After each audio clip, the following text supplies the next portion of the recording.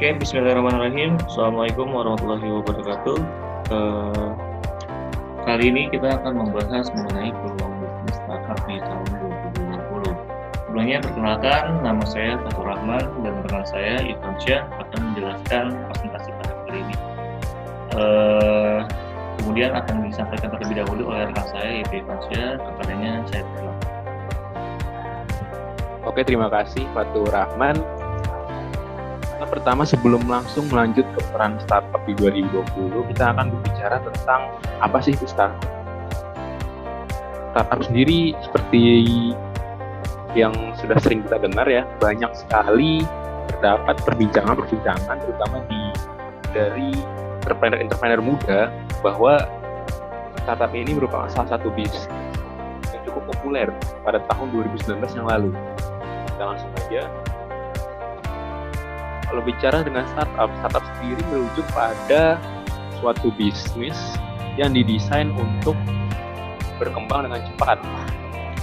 Dalam hal ini berkembang dengan cepat melalui apa? Melalui suatu produk yang dijanjikan akan dapat melonjak pada pasar-pasar di dunia. Pasar-pasar inilah yang nanti akan istilahnya dijadikan sebagai target untuk membangun suatu model bisnis tersebut. Nah, bicara tentang startup, kita sering mendengar istilah web development atau istilah bisnis berbasis teknologi. Nah, bisnis berbasis teknologi ini memang pada dasarnya merupakan salah satu produk yang cukup populer juga pada era digitalisasi di tahun 2019 lalu dan di akhir-akhir ini juga. Itulah sebabnya mengapa istilahnya banyak startup sering sekali dikaitkan dengan entah itu bisnis e-commerce, bisnis web development atau bisnis berbasis teknologi. Lalu kita bicara tentang startup, maka kita juga tak lupa tentang bicara istilah-istilah yang cukup digandrungi dalam startup itu. Di antara seperti unicorn, dedacorn, dan lain sebagainya. Nah, istilah-istilah ini sebenarnya mengacu pada tingkatan valuitas di US dollar dari suatu bisnis tersebut. Sebagai contoh, untuk hektacorn itu merupakan istilah bagi startup yang memiliki nilai valuitas bisnis di atas 100 miliar US dollar. Contohnya seperti Google, Microsoft. Nah, untuk yang paling populer sendiri, unicorn, itu merupakan startup yang nilai valuitasnya berada pada kisaran 1 miliar US dollar. Nah, seperti kita contohnya seperti kayak Spotify dan lain sebagainya. Nah, untuk startup di 2019 sendiri sudah banyak perkembangan yang terjadi. Tren startup 2019 sendiri di Indonesia cukup banyak ya, sudah cukup banyak bisnis-bisnis yang valuitas nilainya itu sudah mencapai di atas US dollar 1 miliar US dollar. Di antara seperti Gojek, Grab, Shopee, dan lain sebagainya. Sektor-sektor utamanya sendiri di antaranya itu ada e-commerce, artificial intelligence, on-demand service, dan lain sebagainya. E-commerce itu seperti belanja online dan lain sebagainya. Ini merupakan 5 sektor utama yang merupakan dasar dari istilahnya startup di penghujung 2019 kemarin. Cukup sekian dari saya. Selanjutnya akan dijelaskan pada rekan saya Fatur Rahman. Padanya saya persilahkan. Oke, selanjutnya di mana sih tren startup di tahun 2020? Kira-kira bidang apa saja yang kira-kira masih trending gitu di tahun ini?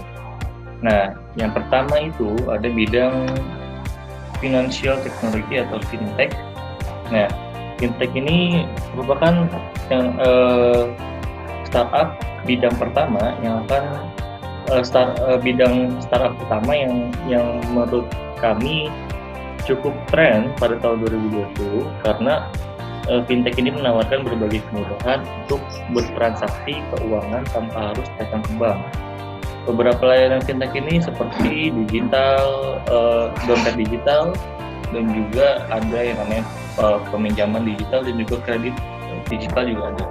Nah, salah satu beberapa contoh yang ada di Indonesia ini terdiri dari OVO, Dana, Kredivo, dan GoPay. Ini sangat memudahkan masyarakat dalam bertransaksi secara online ataupun offline. Nah, yang offline itu biasanya di beberapa pedagang-pedagang kaki lima sudah menggunakan fintech ini.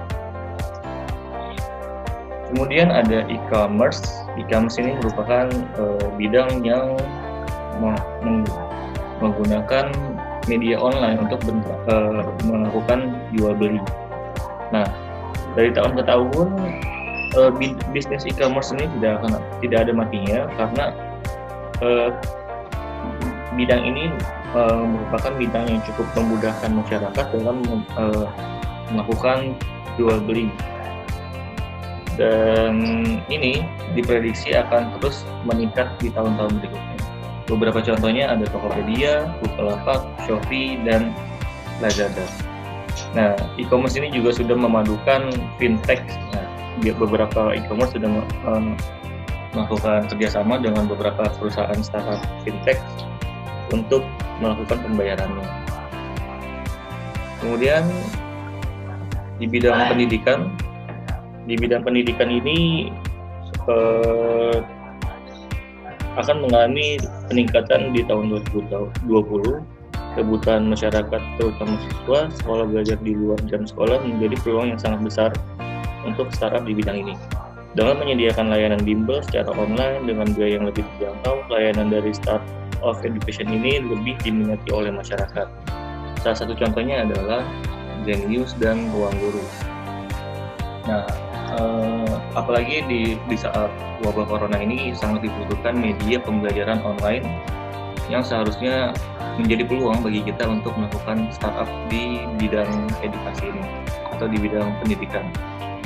Nah, dari uraian tersebut kami memiliki pendapat bahwasannya di bidang pendidikan ini cukup menarik untuk diadakan startup, apalagi di tengah wabah corona ini cukup menjadi peluang bagi kita untuk menjalankan bisnis startup penyedia layanan konsultasi online di bidang pendidikan. Oke, mudah-mudahan dari platform pemaparan kami dapat memberikan manfaat dan menjadi terbuka pikiran teman-teman semua akan peluang dari bisnis startup ini. Sekian dari kami, kurang lebih yang maaf. Assalamualaikum warahmatullahi wabarakatuh.